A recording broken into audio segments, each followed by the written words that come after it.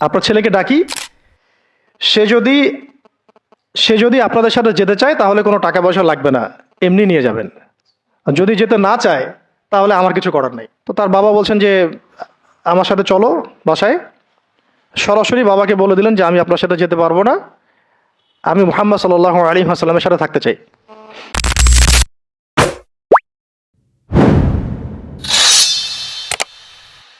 আল কোরআনে বর্ণিত একমাত্র সাহাবীর নাম হচ্ছে যায়েদ ইবনে হারেসা রাদিয়াল্লাহু আনহু।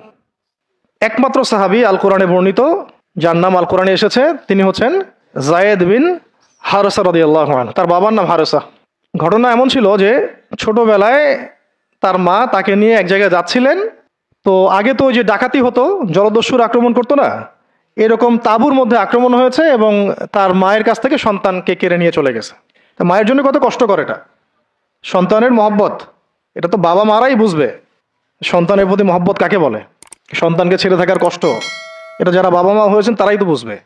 তো এদিকে বাবা মা পাগল প্রায়, সন্তানকে খুঁজে পাওয়া যাচ্ছে না, আর দস্যুরা তাকে নিয়ে ওকাস বাজারে বিক্রি করে দিয়েছে। কোন বাজারে? ওকাস। এটা ছিল মক্কায় একটা বাজার, ওখানে মেলা হতো, ওকাস, ওখানে বিক্রি করে দিয়েছে। তো ঘটনাক্রমে তখন তার বয়স মাত্র কত হবে, 8 থেকে 10 বছর।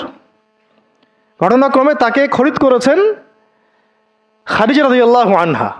খাদিজা রাদিয়াল্লাহু আনহার আত্মীয়, খাদিজা রাদিয়াল্লাহু আনহার আত্মীয়। তখন কিন্তু নবী সাল্লাল্লাহু আলাইহি ওয়াসাল্লাম নবুয়ত পান নাই, মানে ওহী আসেনি এখনো, বিয়েও হয়নি এখনো।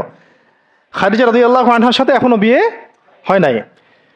তো তার আত্মীয় তাকে কিনে নিয়ে আসছেন, এনে খাদিজা রাদিয়াল্লাহু আনহার খেদমতে দিয়ে দিয়েছেন। খাদিজা রাদিয়াল্লাহু আনহার সাথে যখন নবী সাল্লাল্লাহু আলাইহি ওয়াসাল্লাম বিয়ে হলো তখন তো তার বয়স 40, আর আমাদের নবী সাল্লাল্লাহু আলাইহি ওয়াসাল্লামের বয়স 25। এটা বাংলাদেশে হইলে বাংলাদেশের মানুষ মেনে নিত না, তালাক করাই ছাড়তো অনলাইনের মাধ্যমে। কথা বুঝতে পারছেন?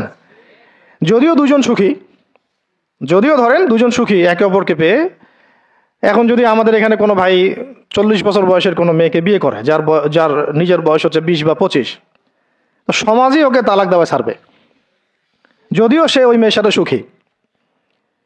হ্যাঁ, মানে বিয়ে কেন্দ্রিক যত জাহালাত এগুলোই দূর হয় নাই সমাজ থেকে এখনো। রাসূল সাল্লাল্লাহু আলাইহি ওয়াসাল্লামের সাথে বিয়ে হলো,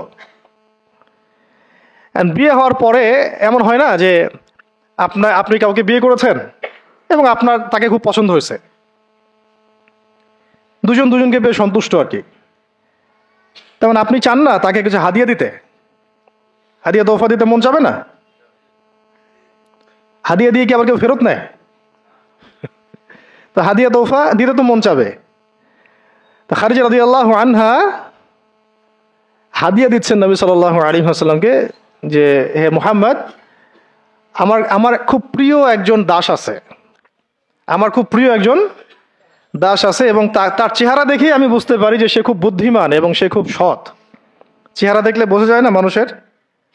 চেহারা কিন্তু কথা বলে, চেহারাও কথা বলে, তবে দেখার চোখ থাকতে হবে, দেখার মতো চোখ থাকতে হবে। গুনাহের চোখ দিয়ে তো কারো চেহারা পড়ার সুযোগই নাই। যেমন আনাস রাদিয়াল্লাহু আনহু, তার জন্য নবী সাল্লাল্লাহু আলাইহি ওয়াসাল্লাম দোয়া করে দিয়েছিলেন না? তার মা দেখেই চিনে ফেলছেন যে হ্যাঁ উনি শেষ নবী, এই চেহারা কোনো মিথ্যাবাদীর চেহারা না, এরকম করে কথা বলা হচ্ছে। ইয়া রাসূলুল্লাহ, আমার ছেলের জন্য দোয়া করে দেন।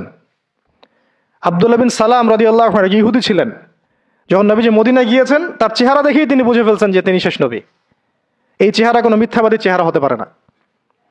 তো ওই চোখ থাকতে হবে এবং ওই কলব থাকতে হবে পড়ার জন্যে। তো খাদিজা রাদিয়াল্লাহু আনহা হাদিয়া দিয়েছেন যে আমার খুব প্রিয় একজন দাস আছে যায়েদ। তো নবী সাল্লাল্লাহু আলাইহি ওয়াসাল্লাম এটাকে গ্রহণ করেছেন, হাদিয়া গ্রহণ করে তিনি দেখেন যায়েদ বিন হারেসা রাদিয়াল্লাহু আনহুর তাকদীরটা কেমন হলো। জলদস্যু না, স্থলদস্যুদের হাত থেকে ওকাস বাজার থেকে চলে আসলো কোথায়? খাদিজা রাদিয়াল্লাহু আনহার বাসা, সেখান থেকে নবী সাল্লাল্লাহু আলাইহি ওয়াসাল্লামের সহবতে। চিন্তা করা যায়? এই তাকদীর তো ইউসুফ আলাইহিস সালামের চেয়েও কম সৌভাগ্যের না। ইউসুফ আলাইহিস সালামের কি হয়েছে? ভাইয়ের ষড়যন্ত্র, সেখান থেকে কূপ, কূপ থেকে রাজপ্রাসাদ, সেখান থেকে জেল, জেল থেকে আবার রাজপ্রাসাদ। তারপরে তো পুরো মিশরের বড় একটা অংশের রাজনৈতিক দায়িত্ব, এবং সেখান থেকেই বনু ইসরাইল পরে আবার মিশরে আসলো। ওটা অন্য একদিন আলোচনা করবো ইনশাল্লাহ। এখানে যায়েদ ইবনে হারেসা রাদিয়াল্লাহু আনহার তাকদীর কেমন? অনন্য সাধারণ, এত এত চমৎকার যে এটা তো ঈর্ষণীয়। আলী রাদিয়াল্লাহু আনহু ছাড়া এমন তাকদীর তো মনে হয় আর কেউ পান নাই, যে নবী সাল্লাল্লাহু আলাইহি ওয়াসাল্লামের ঘরের মধ্যে তিনি সবসময় তার সাথে তার খেদমত করছেন। শুধু তাই না, নবী সাল্লাল্লাহু আলাইহি ওয়াসাল্লাম তাকে নিজের পুত্র বানিয়ে নিলেন। যায়েদ আমার পুত্র, যায়েদ আমার ছেলে। দাস রাখলেন না। যখন তিনি যায়েদ বিন হারেসা রাদিয়াল্লাহু আনহুকে পেলেন, তো সবার সামনে এলান করে দিলেন যে সে আমার দাস না, ও আমার ছেলে, যায়েদ আমার ছেলে। নবী সাল্লাল্লাহু আলাইহি ওয়াসাল্লাম বলছেন যায়েদ আমার ছেলে, বলছেন যে আমি তাকে ভালোবাসি, ও আমাকে ভালোবাসে। অথবা এক জায়গায় এভাবে আসছে যে আমি তার উত্তরাধিকারী, সে আমার উত্তরাধিকারী। যায়েদ বিন হারেসা রাদিয়াল্লাহু আনহুর লকব ছিল হিব্বু রাসূলিল্লাহ, রাসূল সাল্লাল্লাহু আলাইহি ওয়াসাল্লামের প্রিয় ভাজন, প্রিয় ভাজন। আর যায়েদ বিন হারেসা রাদিয়াল্লাহু আনহুর ছেলের নাম Osama bin Zayed, Osama bin Zayed. Zayed bin Haresa রাদিয়াল্লাহু আনহুকে একবার তিনি একটা সেনাবাহিনীর কাফেলার দায়িত্ব দিয়েছিলেন। কিছু কিছু সাহাবী একটু আপত্তি করেছিলেন, বয়স কম, আরও যোগ্য সাহাবী আছে। আবার ঠিক ওসামা বিন যায়েদ রাদিয়াল্লাহু আনহুকে যখন নবী সাল্লাল্লাহু আলাইহি ওয়াসাল্লাম শেষে একদম ইন্তেকালের কয়েকদিন আগে জুরফে একটা সেনাবাহিনীর দায়িত্ব দিয়ে পাঠিয়েছিলেন, তখনও কেউ কেউ আপত্তি তুলেছিল যে ওসামার বয়স কম, 19 বছর 20 বছর বয়স, আরও বড় বড় যোগ্য সাহাবী আছে। তখন নবী সাল্লাল্লাহু আলাইহি ওয়াসাল্লাম বলেছিলেন যে ইতিপূর্বে তোমরা যায়েদের ব্যাপারেও আপত্তি তুলেছিলে, আর আজকে তোমরা ওসামার ব্যাপারেও আপত্তি তুলছো। তোমরা জেনে রাখো, তার বাবা এবং সে, মানে যায়েদ বিন হারেসা এবং ওসামা বিন যায়েদ, এই দুজনকে আমি ভালোবাসি। এই দুজন আমার প্রিয় ভাজন, এই দুজন আমার প্রিয় ভাজন। তো যায়েদ ইবনে হারেসা রাদিয়াল্লাহু আনহু এখানে বড় হতে লাগলেন। এক পর্যায়ে তো ওহী আসলো, ইসলাম কবুল করলেন। ইসলাম কবুল করার পরে, ইসলাম কবুল করার আগে একটা ঘটনা ছিল, ওইটা ভুলে গেছিলাম, দেরি হচ্ছে কি? আচ্ছা, ইসলাম কবুল করার আগে একবার তার বাবা মা তার খোঁজ পেয়েছিলেন। হজ করতে আসছেন কিছু মানুষ মক্কায়, তখন হজমরা ছিল বিকৃত, এসে দেখছে যে এই তো যায়েদ। তো ফিরে গিয়ে তার বাবাকে খবর দিছে, যায়েদকে দেখলাম মক্কায়। তো তার বাবা আসছেন, হারেসা, ঠিক আছে, এসে